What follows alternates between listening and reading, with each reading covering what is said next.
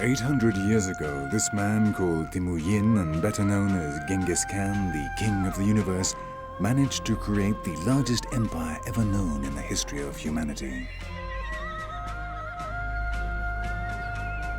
It all began in the year 1190 when Genghis Khan managed to bring together the different nomadic tribes of Mongolia in a single powerful army of 200,000 men.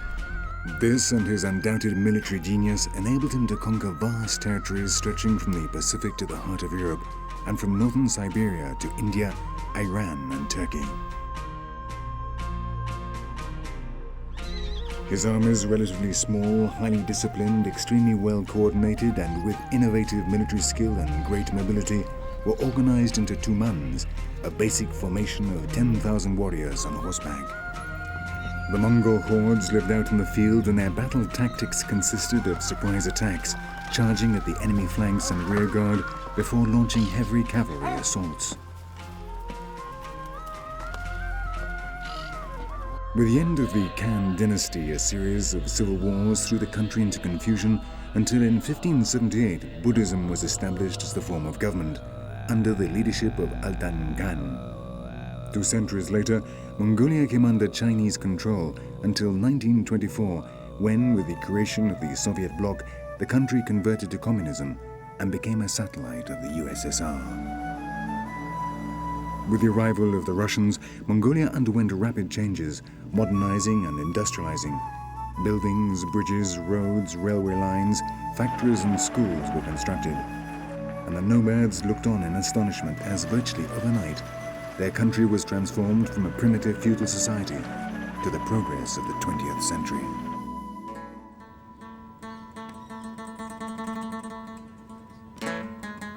Ulaanbaatar became the new cosmopolitan capital of this renewed country, designed in accordance with the cold, impersonal urban planning standards of the Soviets. The result is an atmosphere which gives the visitor the impression of having landed in a lost remote city in Siberia. But with the fall of the Berlin Wall in 1989 and the consequent disintegration of the Soviet bloc, the Russians left just as quickly as they had arrived. And overnight, Mongolia was completely paralyzed, suffering political and economic collapse from which it has still far from recovered. Since then, the city has rapidly deteriorated and its inhabitants struggle to survive as best they can. The situation in rural areas is also dramatic, and every day hundreds of families arrive in the city fleeing from poverty and hunger. The new settlements which have been established in recent years have doubled the surface area of Ulaanbaatar, and it's calculated that around 40% of the city's inhabitants still live in gers, the houses of the nomads.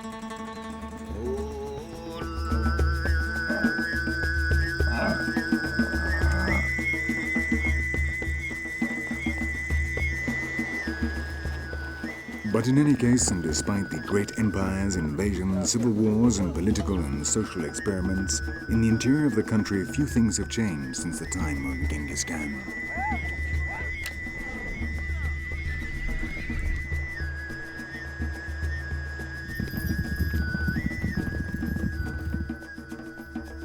On the vast Siberian steppes, where winter lasts for 10 months, the life of these nomads is virtually the same as that of their ancestors.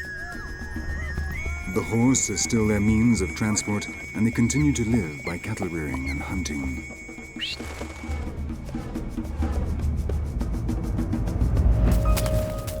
This is the story of 3 ethnic groups which, though they inhabit the same territory, have different cultures and traditions.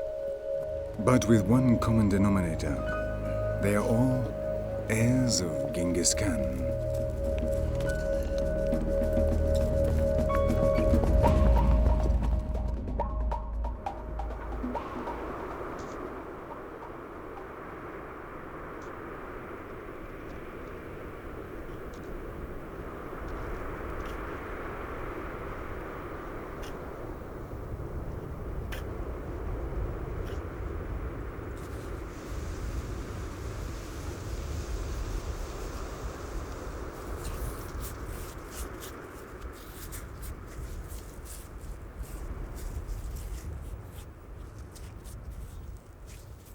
What this man has just found are dinosaur bones.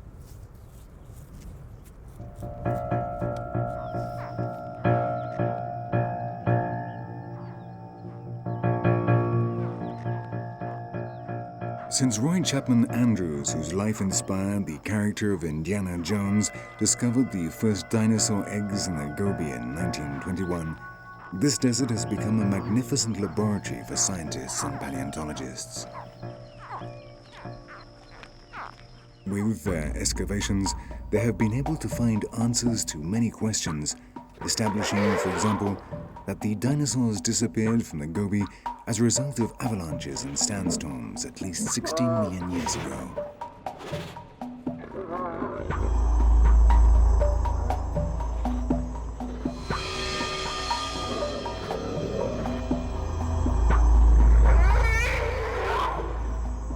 The most important discovery was made in 1993 when a joint team of American and Mongolian paleontologists, sponsored by the New York Natural History Museum, found over 100 complete skeletons and a number of fossils of dinosaurs incubating their eggs, some of them with the embryos still intact.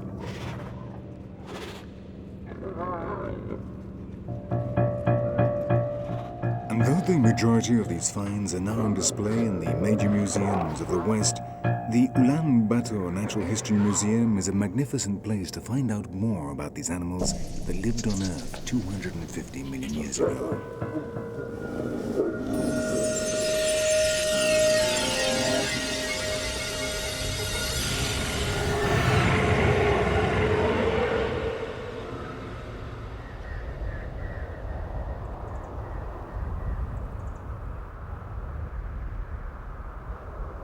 The Gobi is an extreme arid desert covering a third of Mongolia. Traversed by ranges of sand dunes constantly lashed by the wind, the first European to cross it was the Italian traveler Marco Polo in 1275.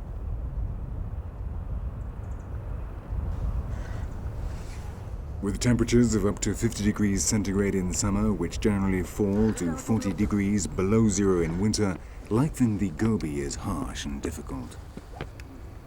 With the arrival of summer, the nomads of the desert card the wool to make felt canvases which will protect the gers during the long, cold winter months.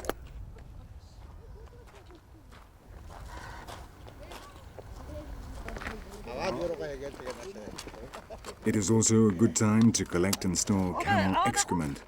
These animals are essential if man is to survive in these barren deserts. In a landscape where there is not even a single tree, this is the only possible source of energy for heating and cooking. Without it, life here would be impossible.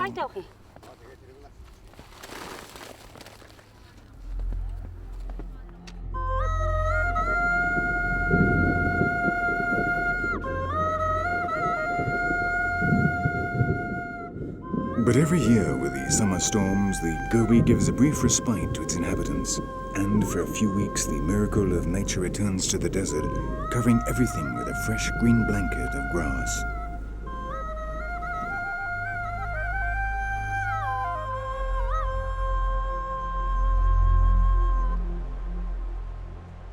Water once more runs between the dunes and is thirstily absorbed by the parched, cracked land, and the Gobi again comes to life.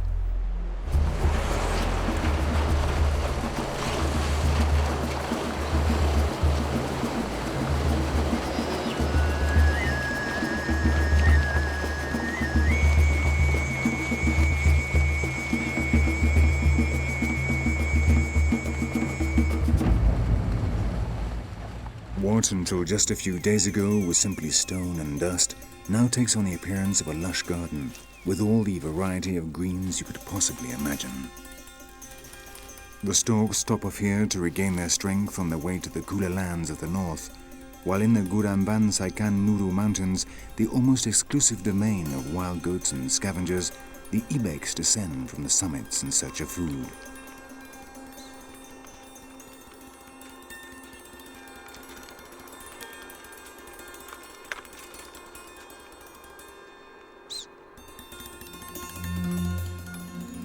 Wherever it is possible, grass grows and the Gobi is transformed from an extreme arid desert into an incredible, almost surrealist landscape.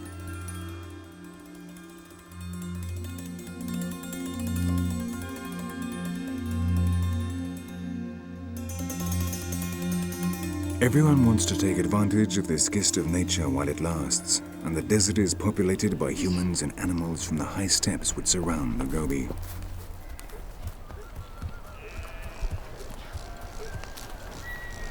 In a country where 60% of the population are nomadic cattle breeders, with over 35 million head of cattle, fresh pasture is the most precious commodity of all, and each family will try to lead its herds to the best places.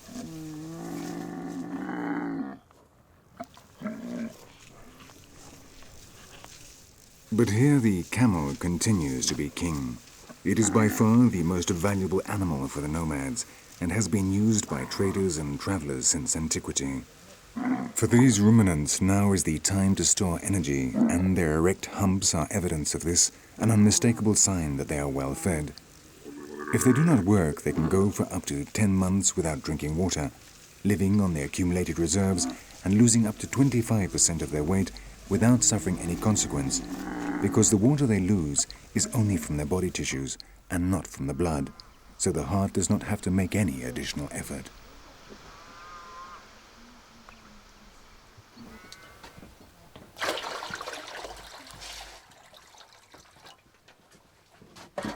For over 80 years, the Tansendaryá family has moved to this region every summer with their 200 horses, 800 sheep and goats, and 200 cows. They continue to be prosperous cattle breeders despite the fact that 2 years ago a particularly harsh winter killed over half of their cattle.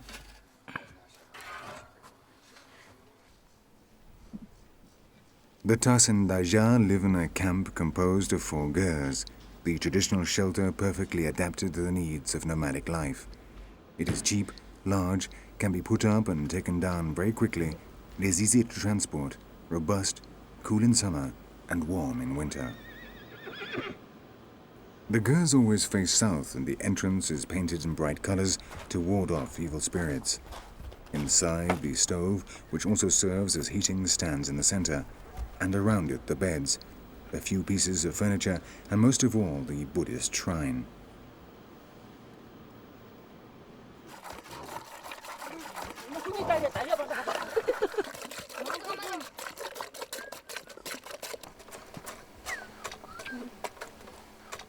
Obviously, the base of their diet is meat, especially lamb.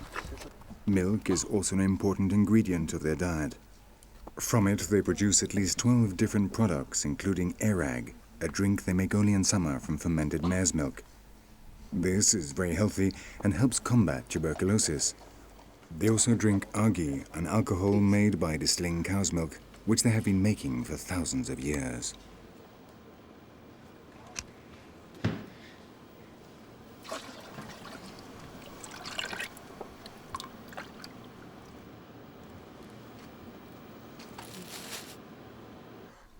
While the women remain inside the gers, taking care of the home, the men get ready for one of the favorite activities of these nomadic herdsmen, breaking in the colts born the previous spring.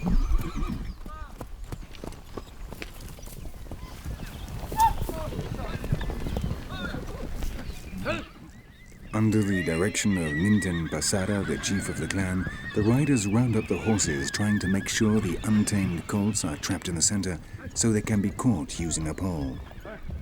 The Mongols never mark their horses or give them names. They distinguish them by their color and have over 200 words to differentiate them.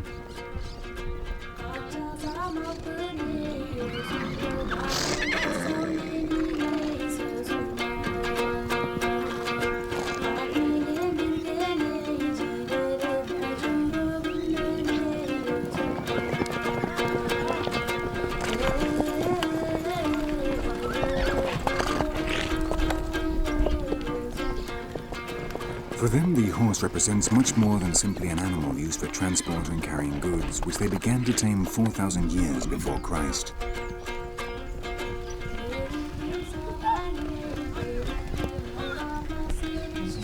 Small, fibrous, and incredibly resistant, with great strength, greatly out of proportion to their size, these horses were key in enabling Genghis Khan to create such a powerful army. The chronicles tell us that the soldiers slept on their mounts while they continued to travel through the night. When food was scarce, they even drank the blood of their horses.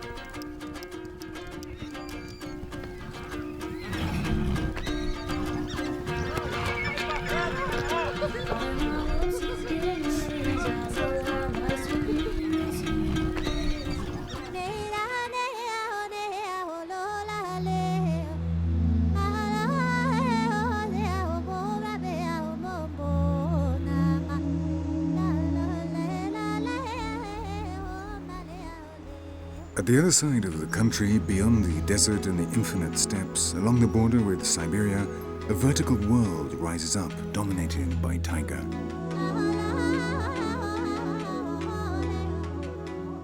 Taiga is a Russian term for the northern forests composed of firs, larches and silver birches, perfectly adapted to the strong winds and the low temperatures.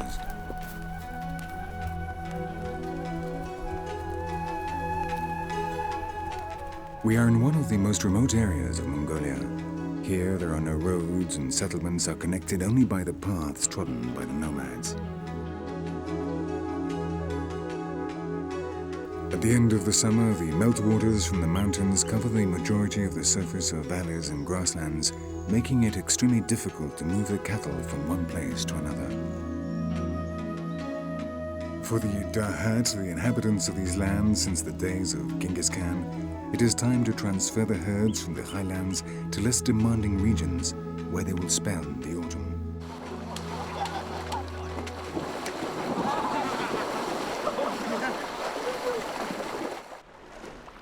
The Dahat can move up to 15 times a year in search of more fertile pastures or places where the wind is less fierce. In winter, however, when grass is scarce, the families must separate and search for food independently.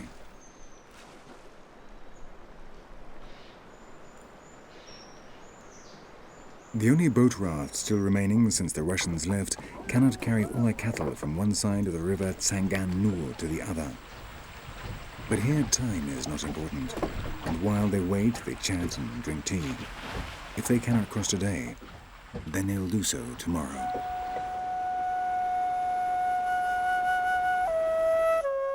While it is still summer in the lowlands, up in the valleys of the Dokhotsayani mountains, autumn arrived several weeks ago, suddenly and without warning. The colors of the forest are changing, and little by little the entire range of reds, ochres and yellows appear. This is the home of the Tsaatan, one of the smallest and least well-known tribes in Asia. For these mountain nomads, the essential pillar of their subsistence is the reindeer, but this does not by any means cover all their basic necessities. Their living conditions are so harsh that they are the poorest nomads in Mongolia, surviving on little more than their wits. These people came here from the mountain peaks just 7 days ago, and they will spend the rest of the autumn here.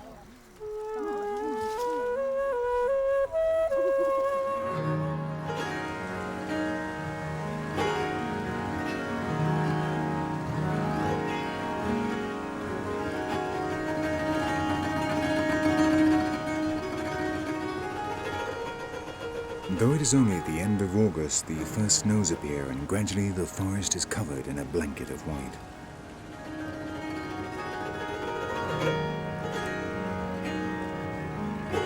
But for the Tsaatan, this is the best season of the year because they are no longer plagued by mosquitoes, the temperatures are relatively mild, and there is still sufficient food for the reindeer.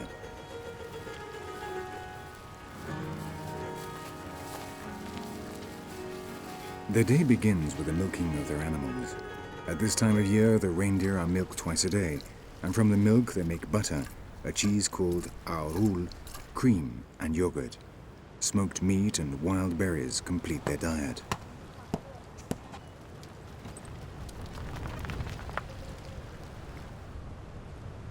The life of the Tsaatan has never been easy, but since the arrival of communism, part of their culture, traditions and daily life have been destroyed. The herds of reindeer, which had belonged to them since time immemorial, became state property. Some Tsaatan preferred to kill them rather than see them disappear. They had to answer to a Mongol official who was completely ignorant of their customs and traditions and forced them to comply with very strict rules entirely unsuited to a nomadic lifestyle.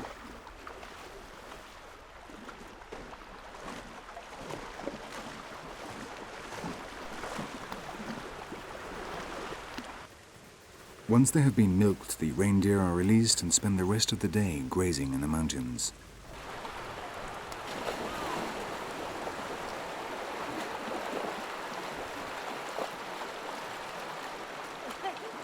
This settlement, composed of 12 families and 86 individuals, possesses only 200 reindeer, from which they obtain just enough to be able to buy a little flour, salt, tobacco and tea. One thing that strikes you is that the horns of all the reindeer have been cut. To obtain extra income, the Tsaatan sell them for around $4 a kilo to the Chinese, who then turn them into a powder which is used as an aphrodisiac.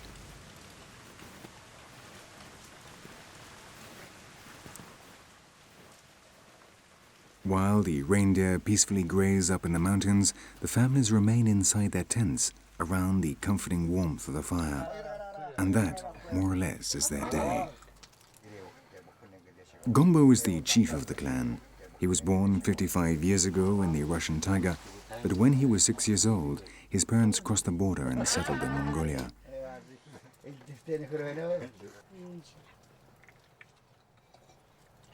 He is married to Sendeli, who is 50, and together they have had 8 children, of which only 4 survive. Their eldest daughter has just had a baby, whose father is a dahat.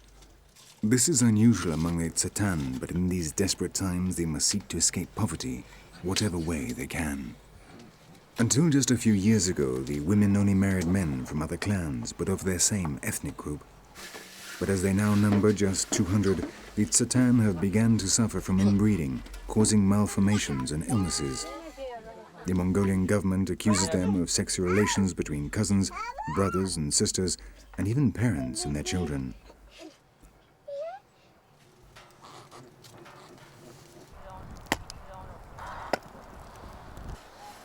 Outside, the snow continues to fall and the cold is intense. The youngest chop wood. The fire must not be allowed to go out.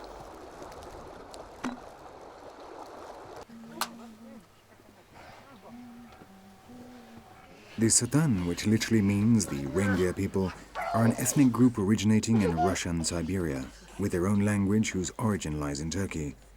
But with the creation in the 1920s of the People's Republic of Mongolia and the consequent marking of the borders, a group of some 1,000 Tsaatan and 6,000 reindeer remain on the Mongolian side.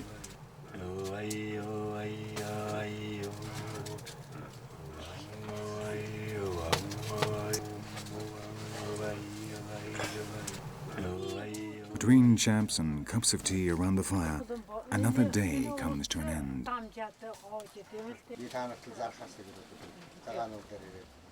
The snowstorm appears to have abated a little, and Dalai Bayar, Gombo's elder brother, takes advantage to go out and indicate to the reindeer that it is time to return to the settlement.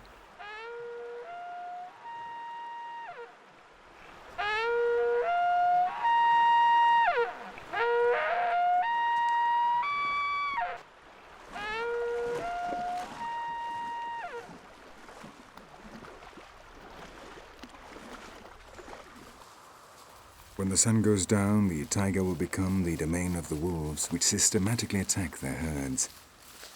The loss of an animal is a real catastrophe for the family economy, which is already down to the bare minimum. Every year, fewer reindeer are born, as the problems of inbreeding also affect them, causing diseases which they transmit to people.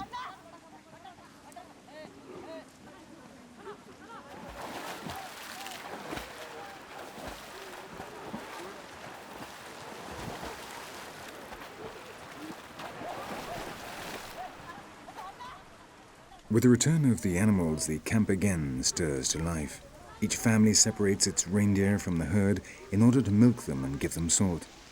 Then they prepare dinner, a little milk or yogurt, and, if they are lucky, some rice.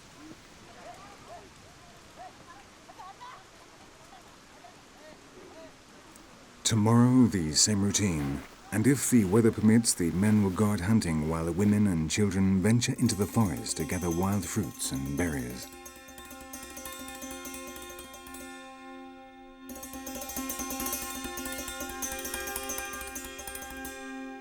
That is a day in the life of the Tsaatan, a tribe which unfortunately would appear to be doomed to extinction.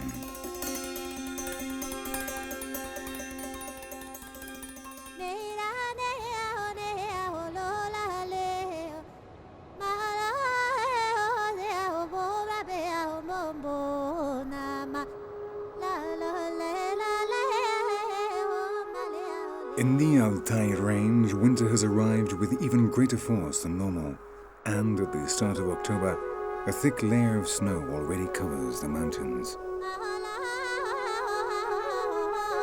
Though we are still in Mongolia, the majority of the people who live in this region are of Kazakh origin. Like the Mongol nomads, they too live in gers, but theirs are considerably bigger and much better decorated.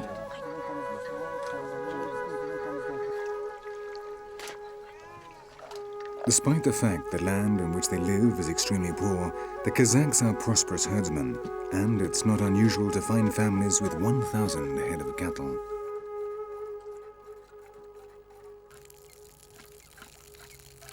In this small camp occupied by their Bulgan family, the women begin the day by milking their yaks. But it's very noticeable that there are no men around.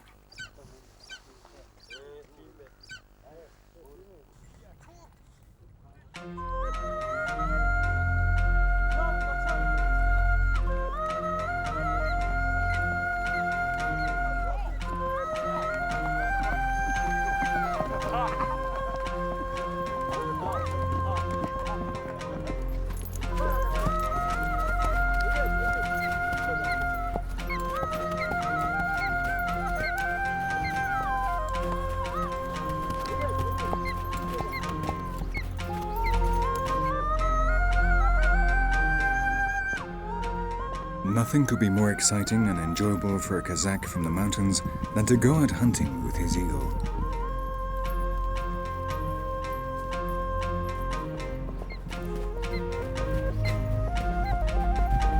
The season has just begun, and for these men, today is the first hunting expedition since the start of the spring. And it is a moment they have all been waiting for impatiently.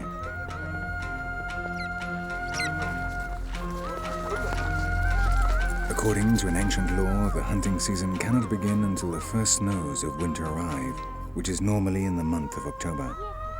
That way, they give possible prey a respite, so they can breed and raise their young during the summer months.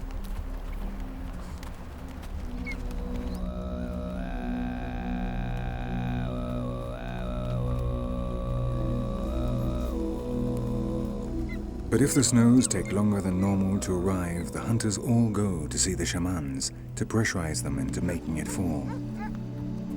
They cannot conceive of life without hunting, and in fact claim that when the Kazakhs came into the world, they were already eagle hunters.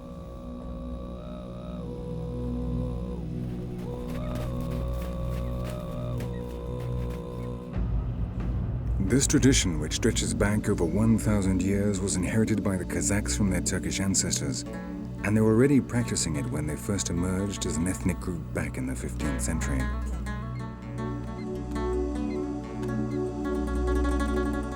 After riding for 3 hours, the 5 horsemen reached the summit of Balkan Altai, which at 3,900 meters is the highest mountain in the area.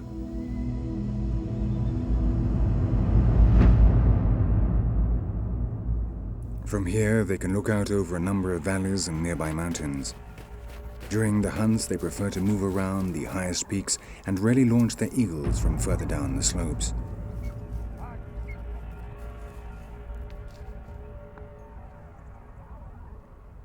Meanwhile, the beaters comb the valley, trying to scare out a hare or a fox. But the Altai is also a land inhabited by wolves, an animal very much feared by the Kazakhs, as it frequently attacks their cattle.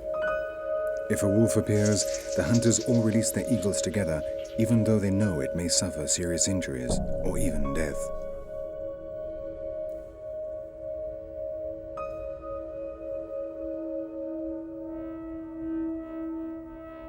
Now, all they can do is to be patient and wait.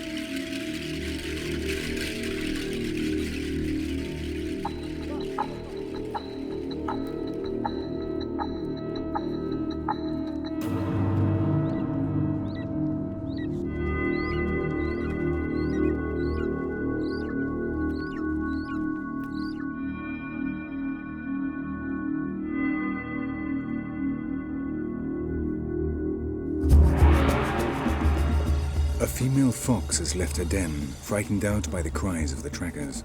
With his old binoculars, Kosan does not let her out of his sight.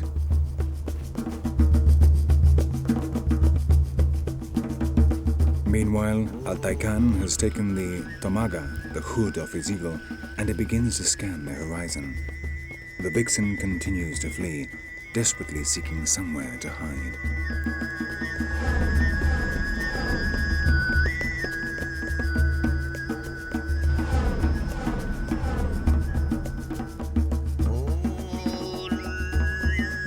The eagles of Kumar Khan and Taiga have just spotted the prey and immediately shoot off towards her.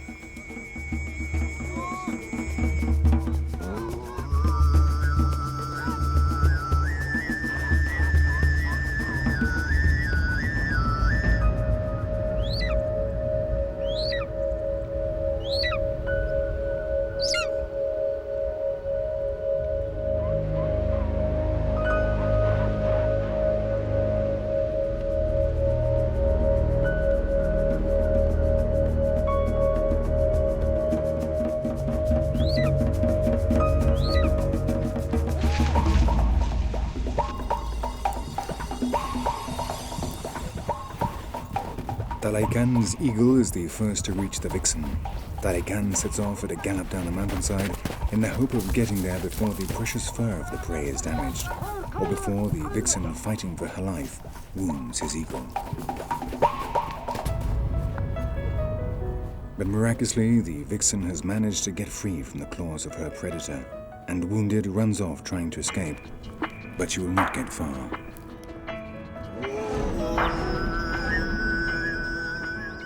Immediately, Shekin, who up to now has been simply a spectator, decides to go into action, and removing the hood from his eagle, launches it into the sky. The vixen, frightened, exhausted, and knowing that her fate has been decided, decides to give in. Crouching down in a last futile attempt to remain unnoticed, she resignedly awaits certain death.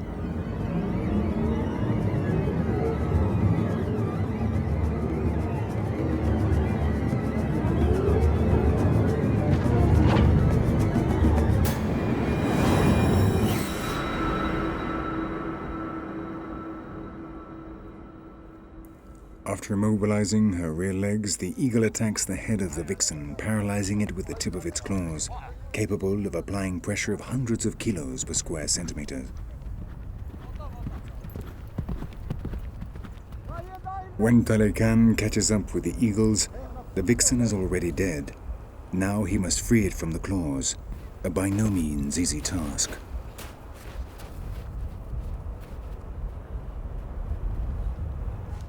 These hunters always use female golden eagles, which they consider to be much more aggressive than the males.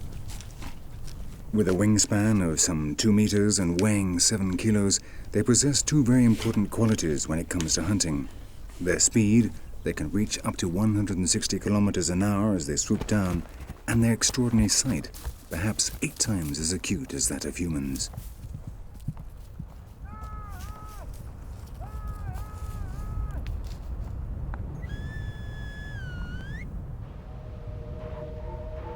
With a whistle and attracted by a piece of meat, the eagles return to the arms of their masters.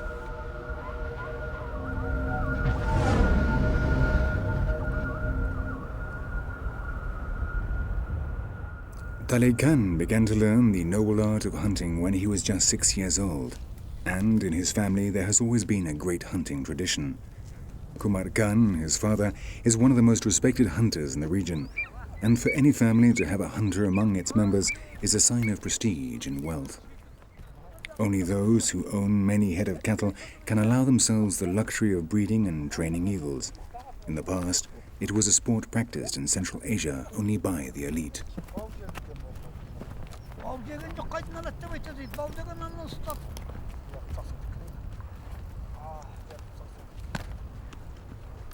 The Kazakhs use nets to trap eagles when they have just eaten and so are unable to fly. For the first month they are kept inside the ger to accustom them to the sounds and smells.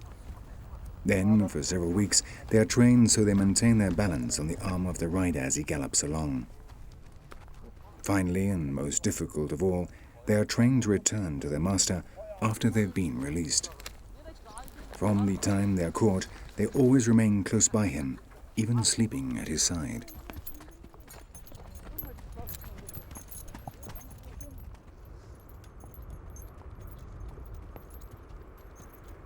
In the middle of October, this far north, the days become increasingly short, and though it is only 2 o'clock in the afternoon, it is time to return to the camp, and the hunters set off down the mountainside.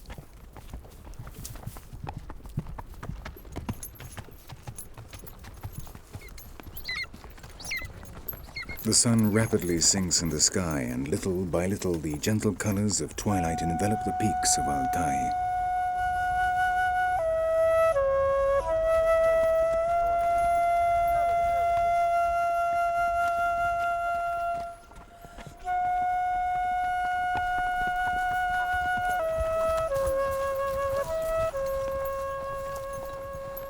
In the dying light of day, the Kazakh hunters reach the camp where a fine meal of lamb awaits them. But before they can eat, they must feed the hungry eagles exhausted after the first flights of the winter.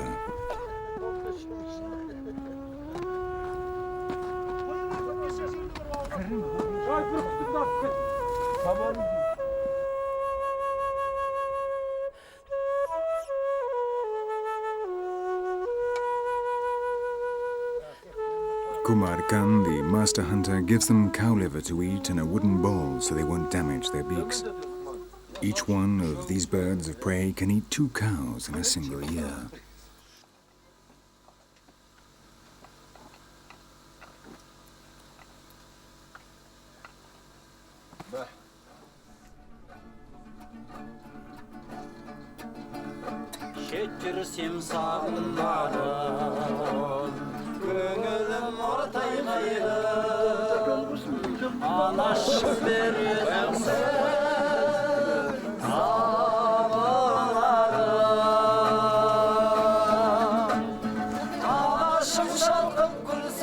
Around a dish of succulent lamb prepared in the traditional manner, the hunters give thanks to Allah and without losing a minute start to devour the delicious meat.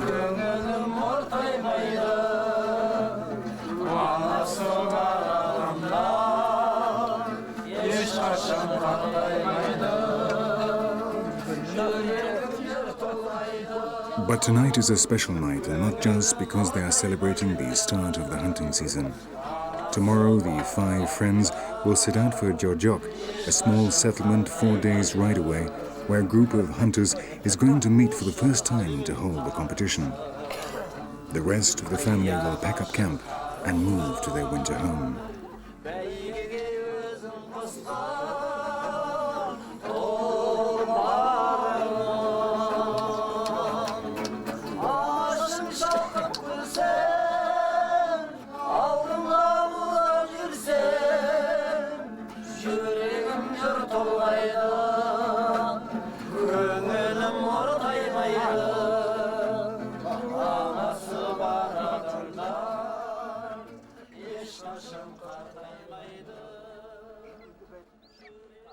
With all the calm in the world and still feeling the effects of the previous night's vodka, Kumar Khan, Altai Khan, Talai Khan, Shekan and Kusan prepare their horses for the long journey. Meanwhile, the women and children will, in little over half an hour, take down the gers.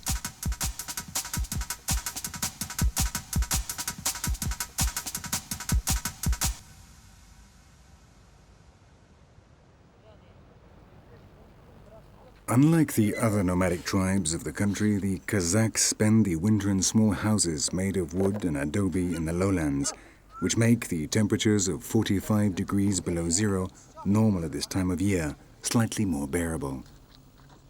They are seasonal nomads. That is, they only migrate 4 times a year, coinciding with the seasons.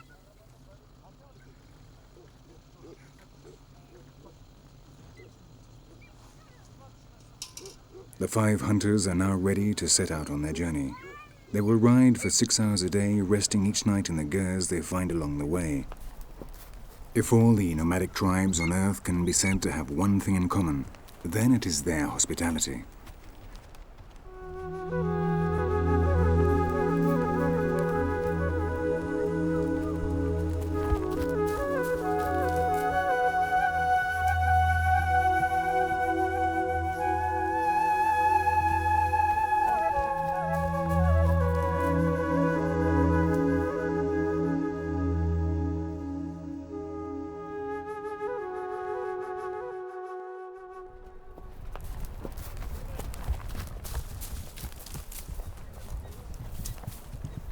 Of the 400 Kazakhs it is calculated continue to practice hunting in this region, 72 of them have decided to enter the competition, some of them coming from over 300 kilometers away. A long journey, but then this is a very special occasion.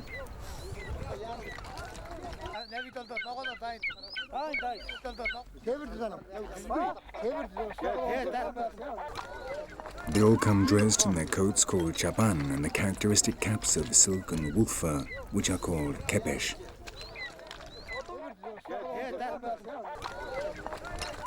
The fact is that very little has changed in the life of these Muslim herdsmen since the end of the 17th century when they settled in this corner of Mongolia, fleeing from tribal wars. A century later, after a number of devastating incursions led by a Manchu emperor and which annihilated the Mongols of the region, the Kazakhs gained control of this harsh, extreme land. Today, and because they are isolated by the Altai Mountains and the river Hovd, these hunters have been able to preserve their language, their cultural traditions, and their identity as Kazakhs.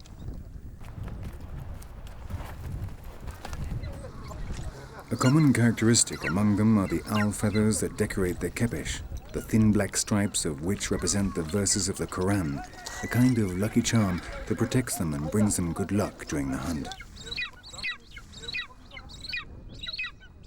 The tomaga, the hood that covers the head of the eagle, is also decorated with silver incrustations, a sign that the owner is not doing too badly in life.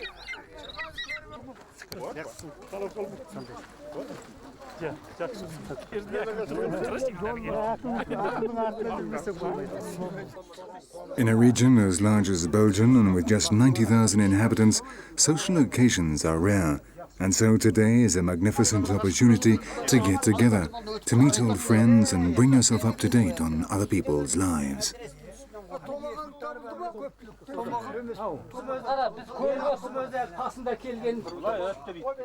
The atmosphere inside the gers is extremely animated.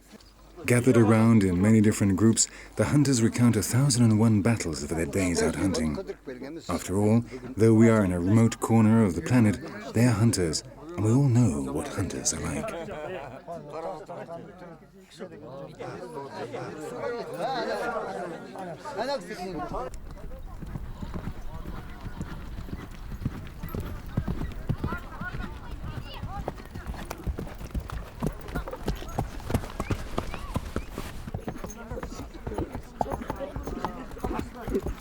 With so many people, it's also a good chance to practice cook bear, a very popular game in Central Asia, which the Kazakhs have been playing since time immemorial.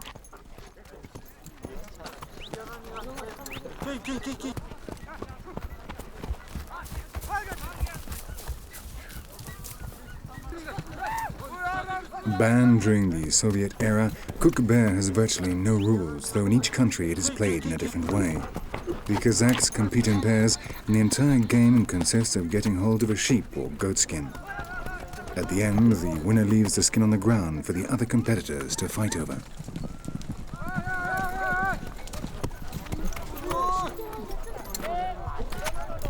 Cook bear is normally played at weddings. At the end of the celebration, when everyone has had plenty of vodka to drink, the bride's father throws the skin onto the ground, and the person that manages to carry it to the ger of the bride's parents will receive a prize, a yak.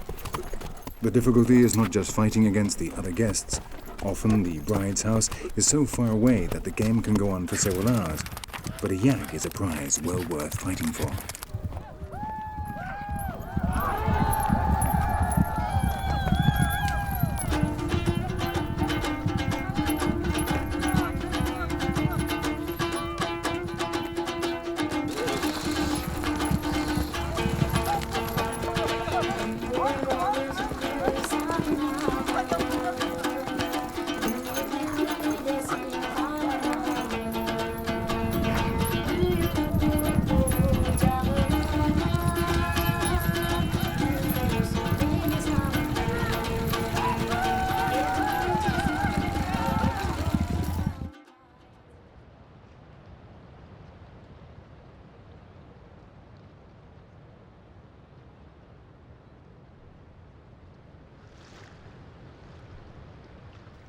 The day of the competition dawns clear and sunny.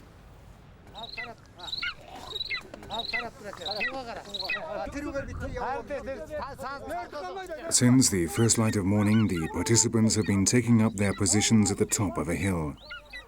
A certain nervousness can be felt in the air, and not only because it is the first time that so many hunters have come together to test their skills, but also because yesterday inside the gers, many bets were laid, and some may have bet rather too much.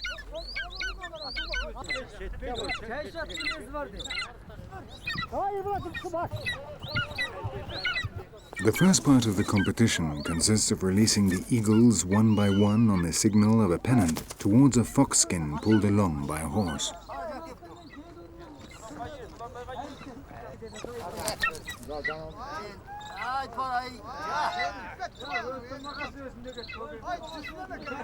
The 5 birds of prey that take least time to reach the fox skin will go into the final, where this time the target will be a live fox.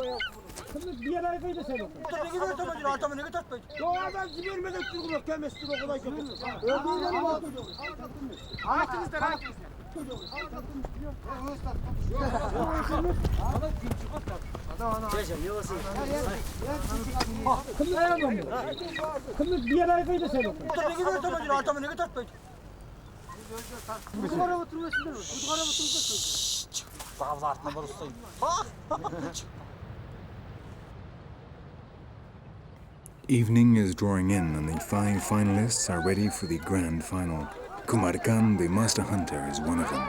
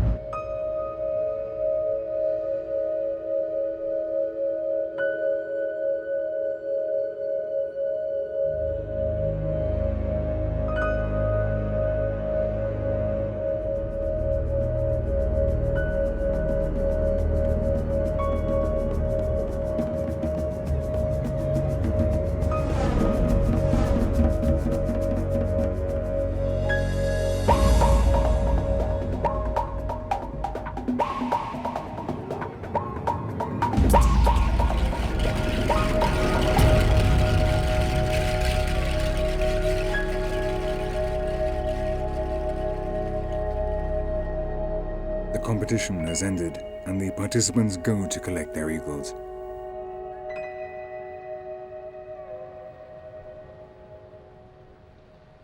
Kumar Khan was not the winner, but he doesn't mind too much. Next year he will return with his son Palai Khan and his friends to once again share an art and a tradition which here remains alive, but which unfortunately in his homeland, in neighboring Kazakhstan, died out long ago. With no noisy farewells and more or less in silence, the hunters slowly leave Joy-Jock and head out into their world of infinite spaces and vast horizons.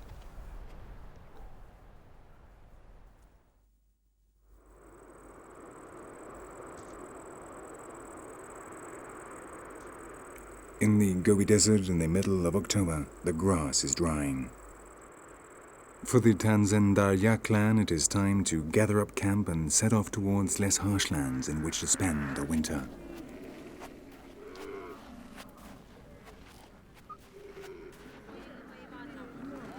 The cattle and part of the family left at daybreak, while the rest have remained loading the camels and organizing the caravan.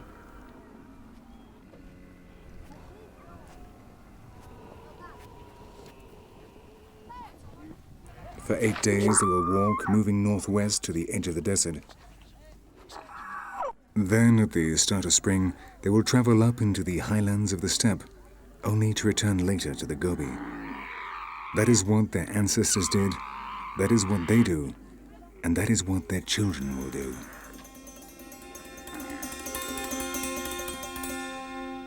And that is the story of 3 ethnic groups that live in a world of constant movement, struggling to preserve their most valuable treasure, their culture, which little by little is being wiped out by a society engaged in a headlong rush towards globalization.